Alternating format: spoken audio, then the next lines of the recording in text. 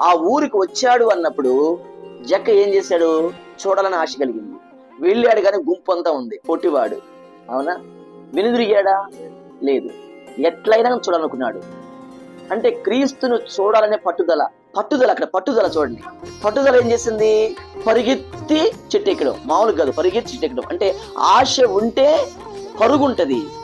చెట్టైనా అంటే నాకు తెలిసి దాదాపు ఆయన ఒక 50 ఏండ్ల వయసులో ఉన్నవాడే. 50 ఏండ్ల వయసు వాడు చెట్టు ఎక్కుతుంటాడు చూడండి, పొట్టివాడు పరిగెత్తుంటే చూడండి.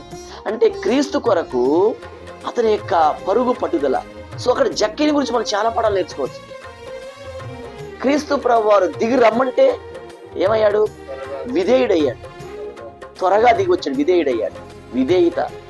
త్వరగా దిగి వచ్చాడు. తర్వాత అతను క్రీస్తు ప్రభు ఇంట్లోనికి వచ్చిన వెంటనే అతని యొక్క లైఫ్ లో ట్రాన్స్ఫార్మ్